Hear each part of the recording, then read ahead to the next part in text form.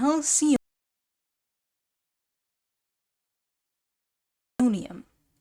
To this genus, the fossil remains of zoophytes of very dissimilar characters have been referred by oryctologists. These bodies, whether convex or concave, solid or porous, simple or ramose, possessing a pedicle or detachment, whenever their relation to other established genera was not very manifest. But if we restrict the term to the fossils that agree with the Linnaean definition, and assume the A. digitatum as the type of the genus, the number of those which are found in a fossil state will be comparatively small. And when it is considered that even many recent species are with difficulty distinguished from the Spongiae and other analogous zoophytes, it will not appear surprising if in numerous instances the generic characters of the fossils in question cannot be accurately determined. In this place we shall therefore describe as Alcyonia those specimens which either in form or structure bear even a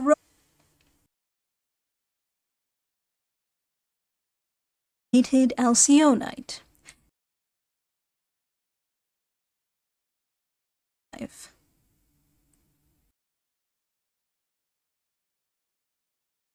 This fossil is of an inversely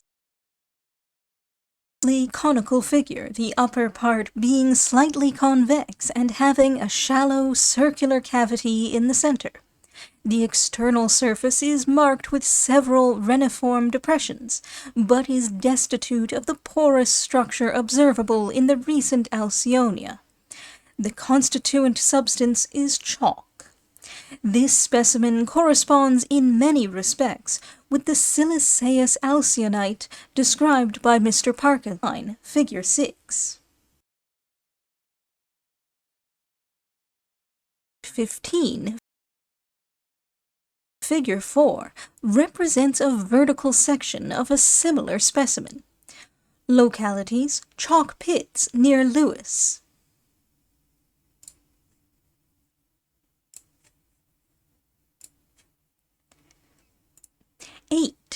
Flints deriving their form from Alcyonia.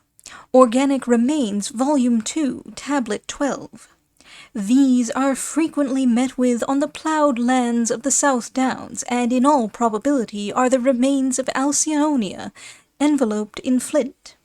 Rolled chalk flints of a depressed, subrotund, hemispherical, or oblong form, containing a body of a spongeous texture, are not unusual among the pebbles on the seashore.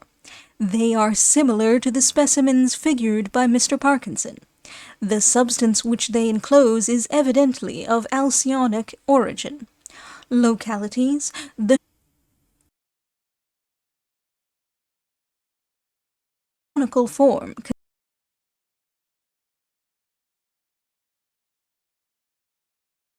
consisting of a plexus of fibers, ramifying in a spongeous mass. Their constituent substance, a friable carbonate of lime. These frequently form the nuclei of siliceous nodules. Localities: in the upper chalk near Lewis and Brighton, and on the plough, the nature of which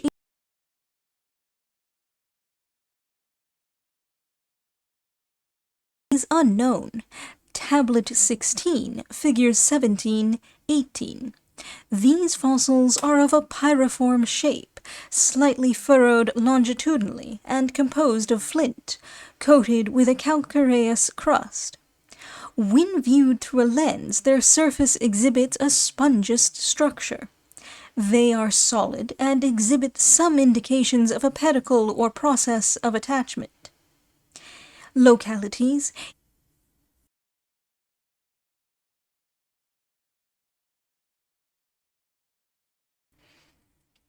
11. Spongia ramosa. Tablet 15, Figure 11. The remains of this fossil are probably more abundant in the flints of the upper chalk than those of any other zoophyte. The specimens generally consist of cylindrical fragments from 2 to 3 inches in length and zero point 0.6 or 0.8 inch in diameter, and very rarely possess any vestiges of branches. The present example was found in the center of a large flint from South Street, and is the finest hitherto discovered.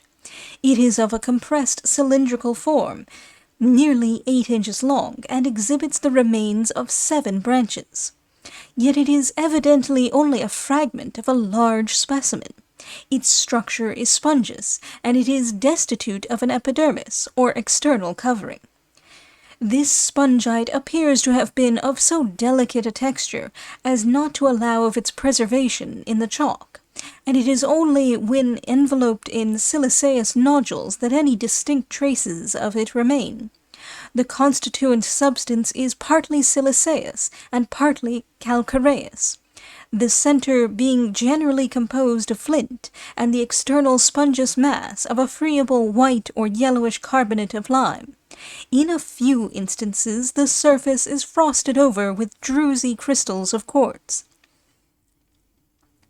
The specimens are for the most part either loose in the cavities of the flints, or but very slightly adherent, a circumstance that may have originated from the decay of the epidermis of the original, or from a contraction of its substance. As this species of fossil sponge is very common, it seemed desirable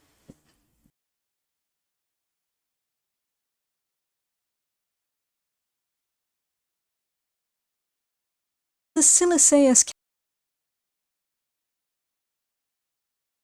cast or nucleus of a fossil of this kind, the friable spongeous mass having been removed.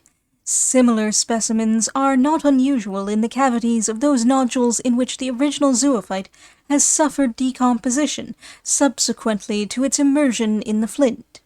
Localities: in every quarry in the Upper Chalk near Lewes and Brighton.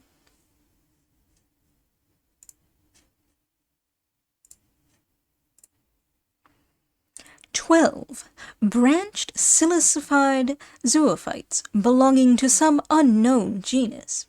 It is scarcely possible either by description or delineation to convey an accurate idea of these curious fossils.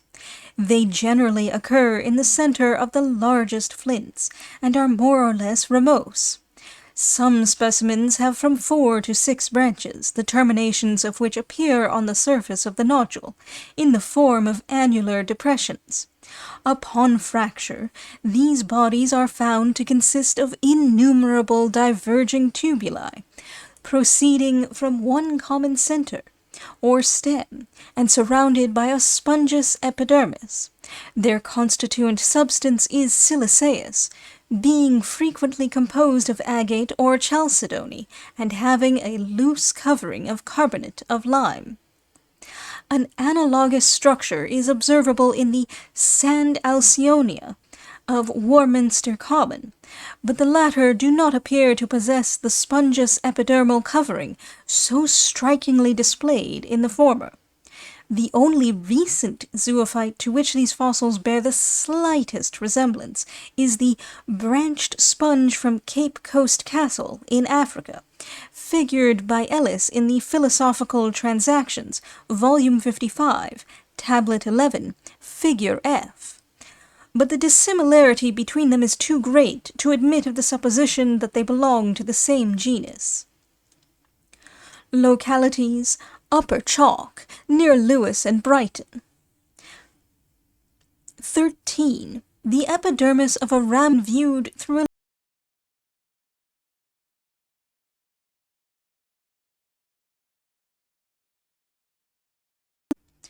The intermediate substance is observed to be finely punctated. This specimen belongs to a genus formed by Mr. Koenig for the reception of those fossil zoophytes that possess symmetrical openings, either round or disposed in meshes. Localities: ploughed lands on the downs.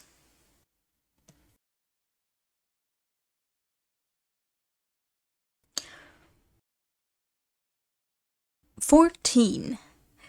Spongus Townsendi, Tablet 15, Figure 9. Body Cyathiform, containing a conical cavity. Substance spongeous. Stirps fixed by radical processes. These are the cup-like corals or sponges so accurately described by the late Reverend J. Townsend of Pusey and by Mr. Parkinson in his celebrated work on the organic remains of a former world. The usual form of the specimens is that of Figure 9, Tablet 15. The depth of the cup-like cavity is in the proportion of 1/3 of its longest diameter, the latter being nearly equal to the length of the entire fossil, which varies from 3 to 8 inches. The margin or border of the cup is about 0.3 inch in thickness and exposes the edge of the enclosed zoophyte. The base is perforated by several foramina, through which the processes of attachment have passed, and it is not unusual for the openings to be partially filled with the remains of these appendages. These are the only external indications of the original in the perfect siliceous specimens, the substance of the zoophyte being completely enveloped in flint, except at the margin and base, but upon fracture, sections are obtained that distinctly display its form and structure. When preserved in chalk, the porous or spongeous texture is very apparent, and these examples are more or less deeply colored with an ochraceous or ferruginous stain. That the original was a zoophyte of a cyathiform shape is very clearly established, and in all probability it bore considerable resemblance to S. infundibuliformis or S. crateriformis. Localities: Upper Chalk, near Lewis.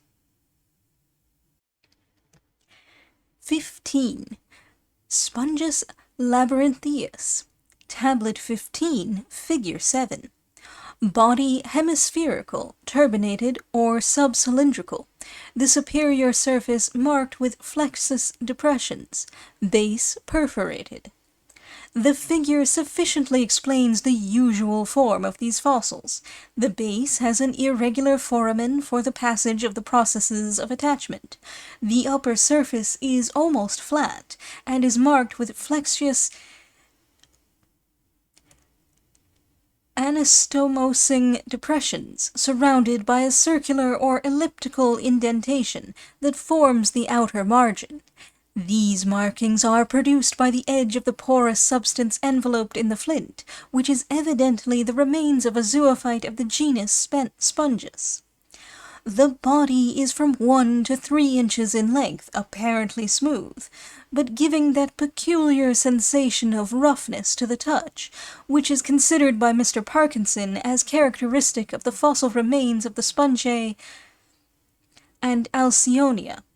Some specimens are solid, others hollow, or partially filled with a light porous mass, and in numerous instances the interior is lined with mammillated chalcedony of an azure color. Localities: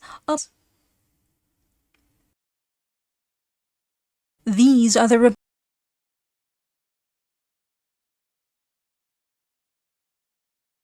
remains of unknown zoophytes, in which but few traces of organization are preserved. They are of a cylindrical form, from 1 to 6 or 8 inches in length, and about half an inch in diameter. They consist of flint, and are invested with a thick covering of the same, the interval between the surrounding flint and the enclosed fossil being either hollow or filled with a chalky, porous substance, in all probability the decomposed remains of the epidermis of the original. In one specimen, the cylinder is traversed by longitudinal tubes. Localities: near Lewis.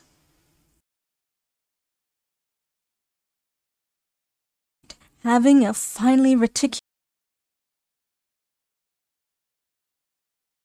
surface. The remains and impressions of this fossil are invariably of a ferruginous color, and are of frequent occurrence in the chalk. The specimens are from 0.1 to 0.2 inches in thickness, and extend in the manner of the Gorgoniae, oftentimes covering a space of 6 or 8 inches square. But no perfect example has hitherto been discovered. Both the external and internal surface is covered with minute pores, regularly disposed, which when viewed through a lens, prove to be the meshes or openings of a reticulated plexus of fibers. The intermediate substance is composed of chalk, and exhibits no traces of organic structure. The impressions of this fossil form a surface covered with minute papillae, that have been molded in the meshes or interstices of the reticulated in the B referred,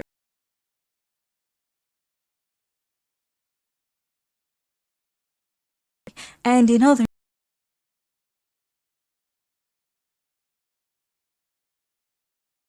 to the flustrae, but possesses characters that separate it from both.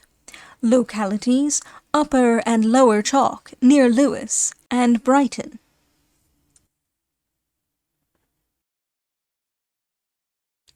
Ventriculites. This genus has been instituted by the author for the reception of a numerous and highly interesting division of fossil zoophytes, whose remains have usually been confounded with the Spongiae, Alcyonia, and other analogous genera. The first specimen submitted to my notice was the elegant flint delineated in Tablet 10, Figure 5. It was collected many years since by my esteemed friend, Thomas Woolgar, Esquire of Lewis, and was supposed to be a petrified mushroom, or some other species of agaric. A slight examination, however, convinced me that its form was derived from some unknown zoophyte, and being very desirous of ascertaining the nature of the original, I showed the specimen in question to the workmen employed in the chalk quarries near Lewis, and by exciting their industry with suitable rewards, soon formed an extensive collection of these curious bodies.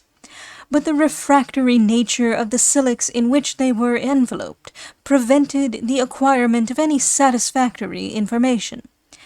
The sections produced by fracture merely proving that the enclosed zoophyte was of a cyathiform shape and possessed processes of attachment at the base. Early in the ensuing year, a broad circular fossil with a reticulated surface was discovered in a block of chalk on the roadside near Ringmer.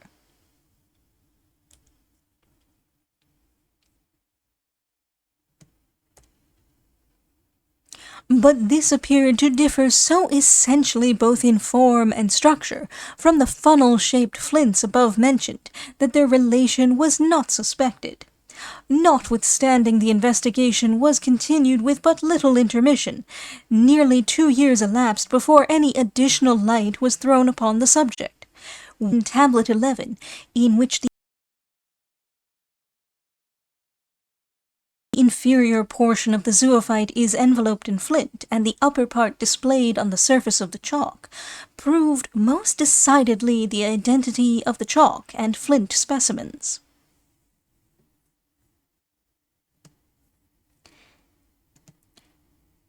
In the year 1814, I presented a brief description of these fossils, accompanied with explanatory drawings, to the Linnaean Society, which was honored with a transactions. Alcyonium was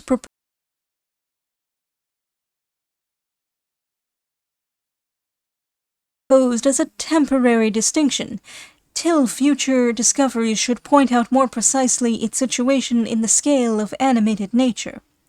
Numerous examples have subsequently been discovered, which not only confirm the opinions therein advanced concerning the probable structure of the original, but also demonstrate the existence of characters sufficiently remarkable to be assumed as generic distinctions. The propriety of forming the present genus, it is therefore presumed, will be readily admitted.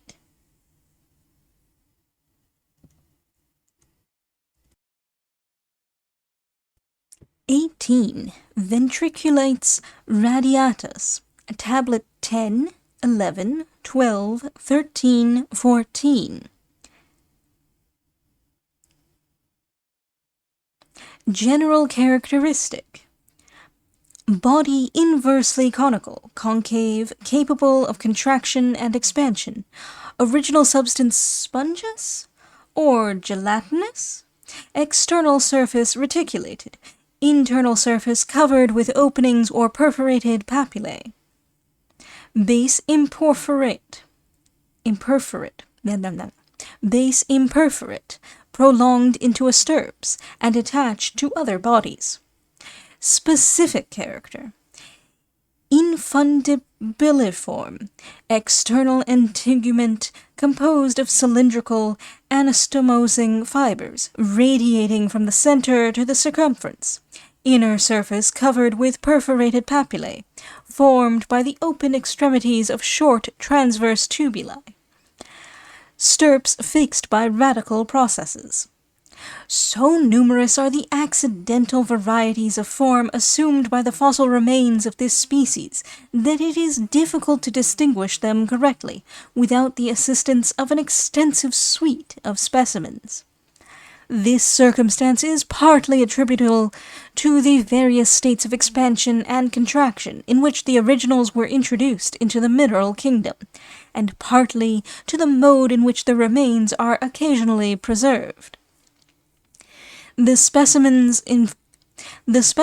enveloped in flint are usually of a cyathiform or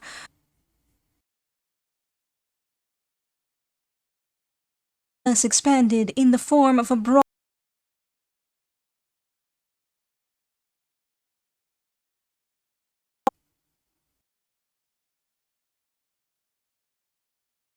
team. The external surface is composed of cylindrical fibers that extend in a radiating manner from the center or base to the outer margin, and by frequently subdividing and anastomosing, constitute a reticulated integument capable of very considerable contraction and expansion.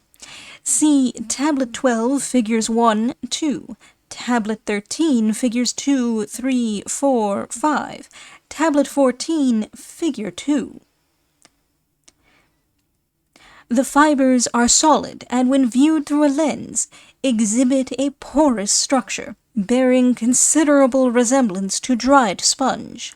The meshes or interstices between the fibers are narrow and elongated in the specimens that are expanded, but very irregular in those which are corrugated by contraction. In some instances, slender transverse filaments extend from one fiber to another, by which the entire plexus is more firmly connected together. Figure 6. Tablet 13. The surface of the interior or funnel-shaped cavity is studded with small perforated tubercles or papillae, the open extremities of short, straight, cylindrical tubes that arise between the fibers of the external integument and, passing in a transverse direction, terminate on the inner surface. Siliceous casts of these tubuli are frequently observable in flints deriving Figure 13.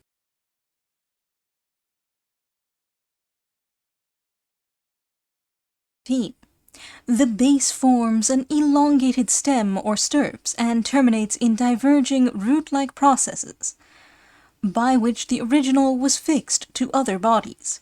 These are shown in the specimens represented Tablet 11, Figure 2, and Tablet 12, Figure 2. This zoophyte, when contracted into a cylindrical form, is from 1 to 6 inches in length. When expanded, its diameter occasionally exceeds 9 inches. The thickness of its substance is seldom more than 0.2 inch.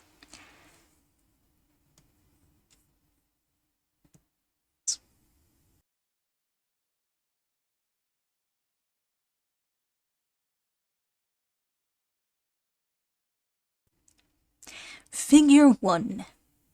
This specimen is partially expanded, and its margin exposes casts of the tubuli, as previously mentioned. The base is perforated by 15 openings, through which the processes of attachment passed out. A plate of an echinus is attached to the inferior part of the stem.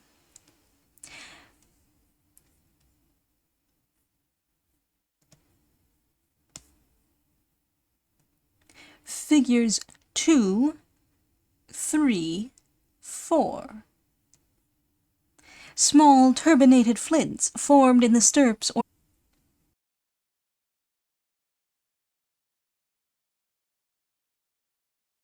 Thomas Woolger.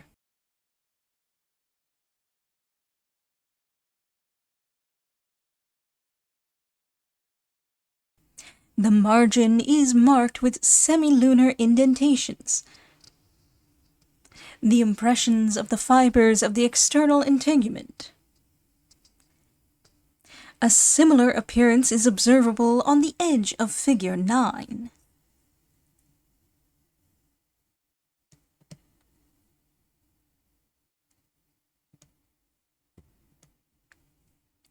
These markings are peculiar to the fossils of this genus, and attention to this circumstance will frequently enable the collector to distinguish the siliceous specimens of ventriculites from those of Spongus townsendi.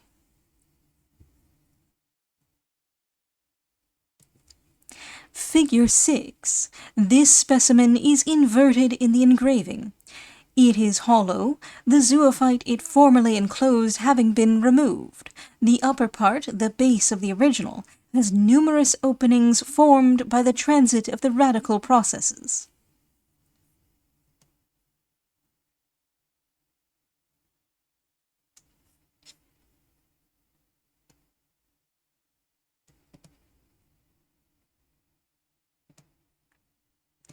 Figure 7. A transverse section of a flint enclosing the stirps.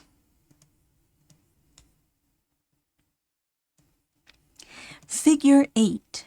The thickness of the margin of this specimen has evidently been produced by the contracted state of the original at the period of its immersion in the flint.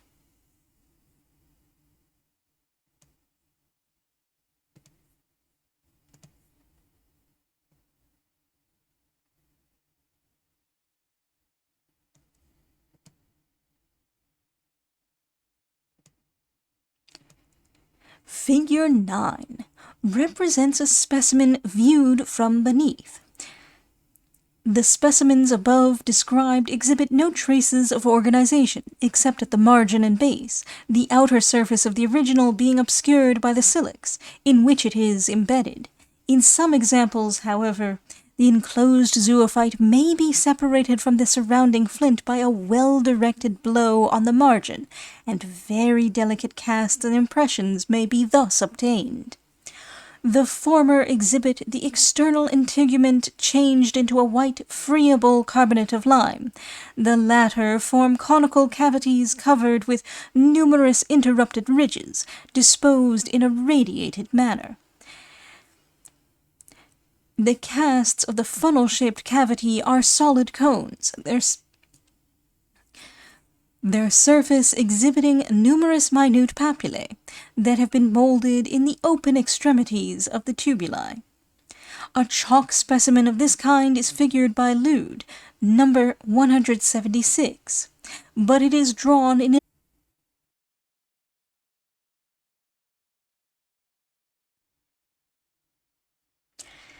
Tablet 11. The fossils here represented are remarkably interesting, since they tend to elucidate the formation of those above mentioned and establish the identity of the chalk and flint specimens. In Figure 1, a conical flint fills up the lower half of the funnel-like cavity and is surrounded by the impression of the external surface of the upper portion.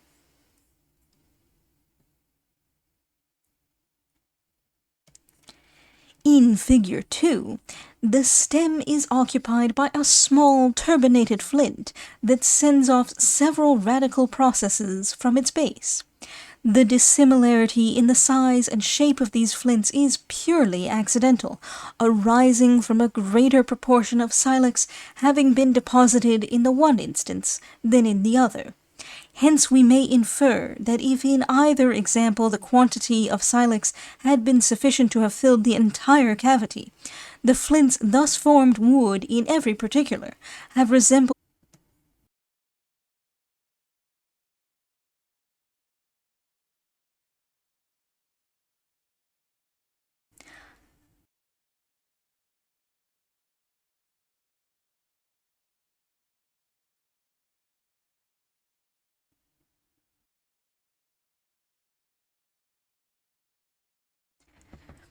among the singular forms assumed by the siliceous specimens of ventriculates, none are apparently more difficult of explanation than the broad, annular flints occasionally found on the ploughed lands of the Downs, and which bear considerable resemblance to a quoit.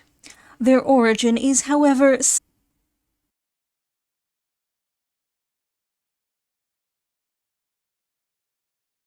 The ventriculate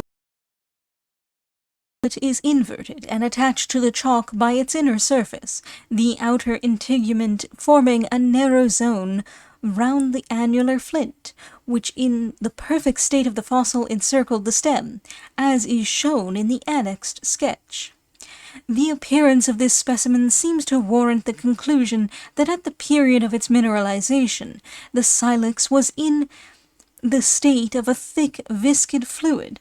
Otherwise, it is difficult to understand why it should not have extended to the margin of the zoophyte, instead of being consolidated in its present situation. The Ciathiform flint, figure 1, tablet 10,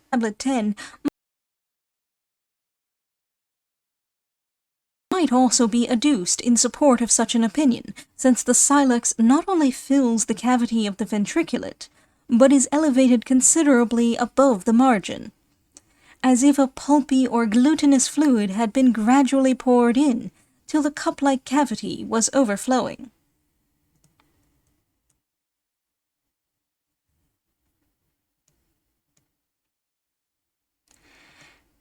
Tablet 12, figure 2, exhibits the external surface of a ventriculate, attached to a block of chalk. The impressions of numerous radical processes are seen at the base. Part of a ventriculate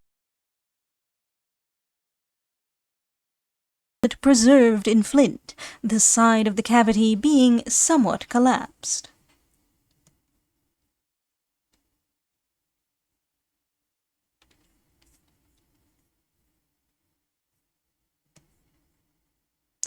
Figures 2, 3, 5.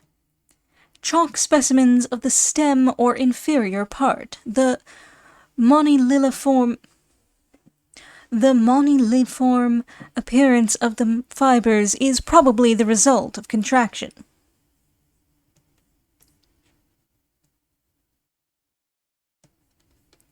Figure 4. A ventriculate attached to a block of chalk.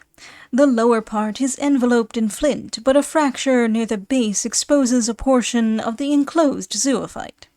The upper portion is preserved in chalk, and exhibits the reticulated structure of the external integument.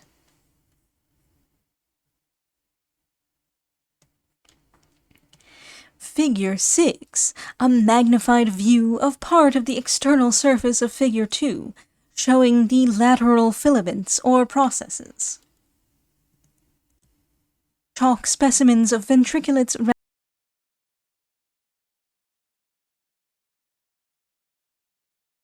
added.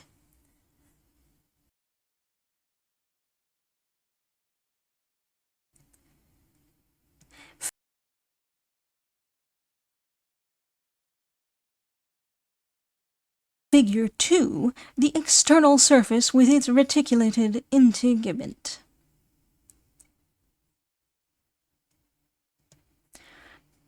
The radical processes are not seen in this example, having been unavoidably removed with the surrounding chalk.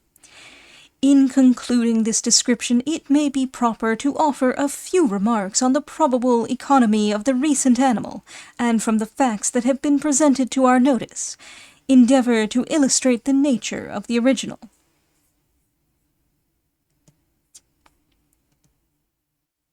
From a careful examination of a numerous and interesting suite of specimens in my possession, the structure of the recent ventriculate may be readily understood. The general form of the animal appears to have been that of a hollow inverted cone, having numerous ramose fibers proceeding from the base, by which it was attached to other bodies. Externally, it was composed of a muscular reticulated integument, capable of expanding and contracting according to the impressions it received. And internally it possessed a surface covered with the apertures of numerous tubuli, in all probability the openings of absorbent vessels, by which its nutrition was effected.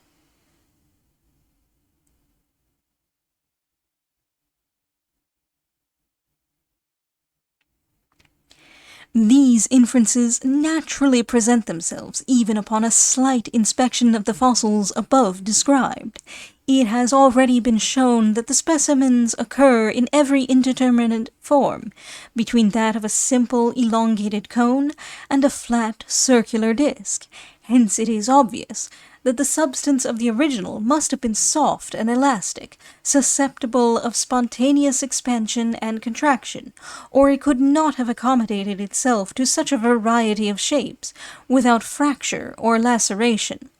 The fibers composing the external integument are nearly straight in the expanded specimens, but are corrugated and molliform in those which are contracted. The thickness of the latter is also much greater than in the former examples, circumstances that strongly corroborate the opinion here advanced. The expanded state of the animal might be favorable for the discovery of the substances destined for its nutriment, and which by its subsequent contraction would be enclosed in its funnel-like cavity.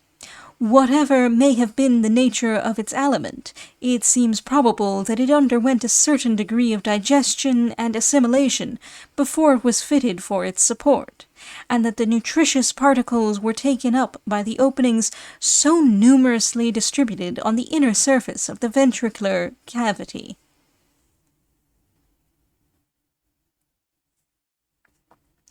Whether the recent ventriculates were confined to one spot, or possessed a certain degree of locomotion, and by detaching their radical processes were able to change their situation by floating in the water, cannot with certainty be determined.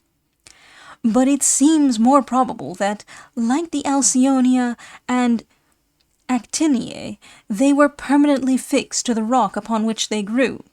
The annexed outlines will perhaps serve to render the subject more intelligible than mere description.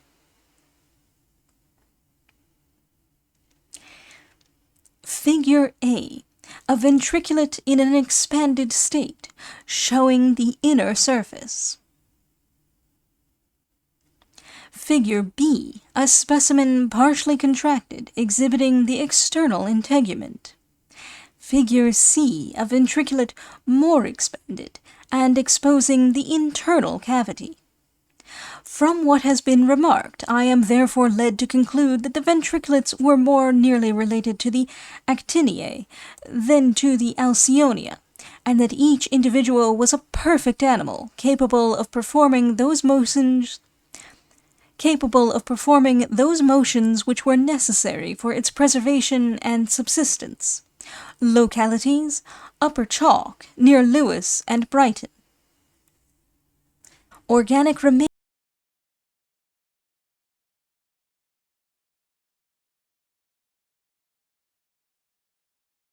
Volume 2, Tablet 10, Figure 12. Smith's Strata, Tablet 3, Figure 1. Special characteristics: conical when contracted, disciform when dilated, meshes of the external surface nearly circular, filled with small radiated pores or openings, inner surface covered with papillae, stirps fixed by radical processes. This species is rare in Sussex, but common in a contracted state at Hetsbury in Wiltshire. The expanded specimens are of less frequent occurrence. The external integument is finely reticulated, the meshes or openings being very numerous and almost circular, a structure by which the present species may be easily distinguished from V. radiatus. In some siliceous specimens, the meshes are filled by little cells or pores, having a central opening and surrounded by radiating lamellae, which are rendered evident by a lens of moderate power. These, in all probability, are the external orifices of tubuli that pass through the substance of the zoophyte and terminate in the papillae of the inner surface. It is a small species, seldom exceeding 2.5 inches in length. The impressions both of the outer and inner surface are conical, and studded with papillae, but the former are concave, the latter solid and convex. The difference in the form of this ventriculite when in an expanded and contracted state is very analogous to what has been noticed in the shape of the recent Actinia mesembryanthemum under similar circumstances. See note in page 175. Smith's figure is an excellent representation of the usual appearance of the outer surface of the conical specimens. Mr. Parkinson's resembles a cast of the interior. He describes it as being composed of chalk and having somewhat of a conical figure, the surface closely beset with small depressions pretty regularly disposed in a quincuncal order. Localities: Upper Chalk, near Lewes.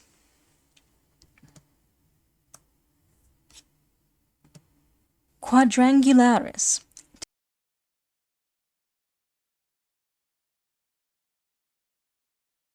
Tablet 15, Figure 6. Special characteristics. The animal capable of contracting itself into a quadrangular form. The meshes of the external integument circular, very minute.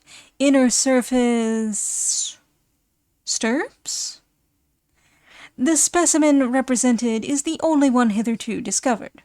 The quadrangular form into which it is collapsed distinguishes it from every other species.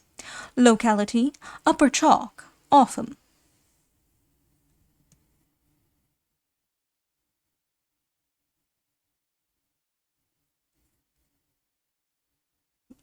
T.